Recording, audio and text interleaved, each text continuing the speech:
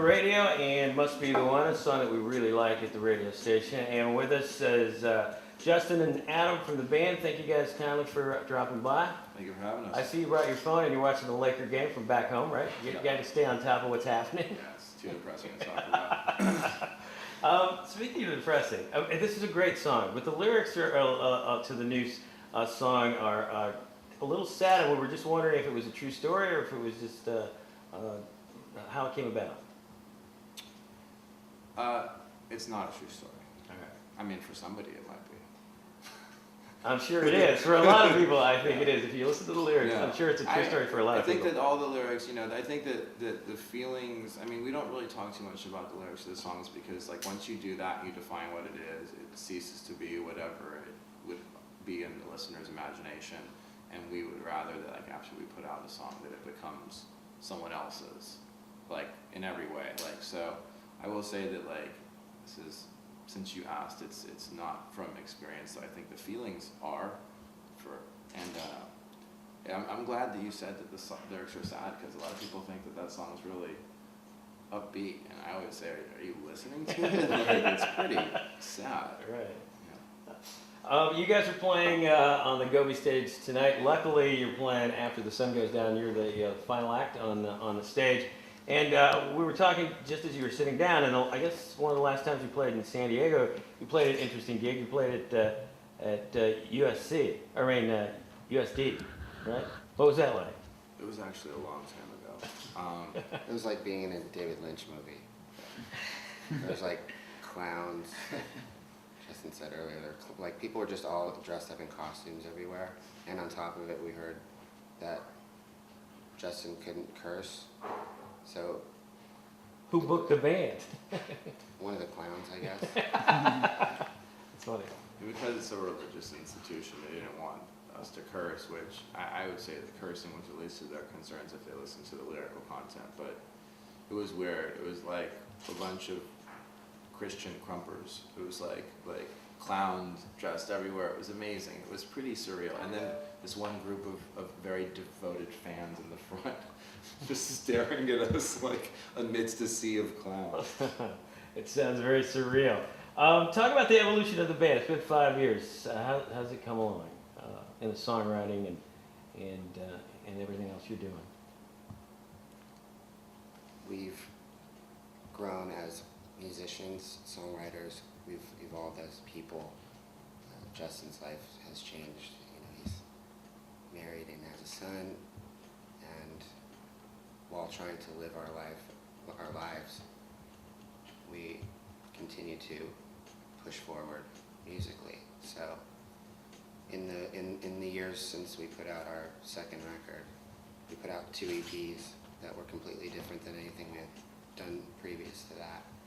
And I think after doing all the things that we've done in the studio and all of the touring we've done, we realized what we wanted to say on this record and what we didn't want to say. So we made a point of not repeating anything that we've done in the past and just kind of moved forward and made a record based on who we are right now as people and as songwriters.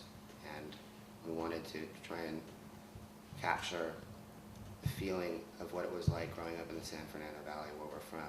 So the record's called Valley Heart, which is a street in the valley where we're from. And it's loosely a conceptual album, I guess. And it's, like I said, it's just who we are right now and who we were kind of growing up. Cool. Now, how much of the new record are you going to play tonight? And does the set change when you play a big outdoor stage like this, rather than a club? You change the setup to? Not really. We did South by Southwest recently, and then we did a small tour coming home, and we played the same set pretty much almost every night that we're going to play tonight. It was more of kind of, it was a tour, but it was also kind of a rehearsal for Coachella. So, we just get up there and we're not going to play the whole new record, but I think we're playing like 6 or 7 of the 10 songs. Now, I was looking at your influences, so I kind of know the answer maybe to this next song. You guys were influenced by New Order and Furs and Bauhaus, Sisters of Mercy, and Sonic Youth. And yesterday was Record Store Day. They've got a great record store in a tent right on the grounds. And I spent about an hour in there yesterday and quite a bit of money. And I was just wondering if you remember the first record you bought or the first record that meant something to you. We get this question a lot, and I wish I had the answer. My dad worked for a record company, so I had promo copies from the moment I was born, sitting around the house. So can't really recall. I remember one of the first things I purchased on my own was a 7-inch of was either Glamorous Life by Sheila E. or like I Feel For You by Shaka Khan, and probably I Feel For You, but I don't know.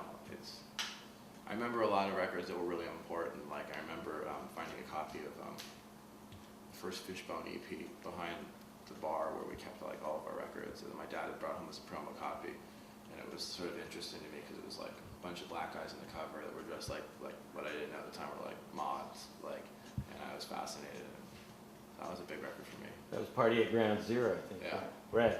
How about you? The first record, I never know how to answer this question, but the first record I can actually remember going and buying was In Through the Outdoor by Led Zeppelin, because I had heard that the cover, it came in like a paper bag, and then if you wet the cover with a sponge, it was a black and white cover, and if you wet it, it like turned colors. And I remember I didn't even know anything really about Zeppelin except for probably what I heard, from my dad. And I went and picked it up, and I guess there were some that didn't turn colors, and apparently I got one that didn't. You ruined It was a it. bummer, but I like the record. The problem with this question is it sort of dates us. Yeah. And finally, you guys are going on late. Anybody that you're looking forward to seeing, or you'll have a chance to see tonight? Strokes, Duran Duran. National, PG Harvey. All right. And we're looking forward to seeing you guys. So thanks for taking a couple of minutes. We really appreciate it. Thank you And very much. have a great show. Thanks a lot. Right up. Over now from the Coachella House. The 91X Lowdown. 100 to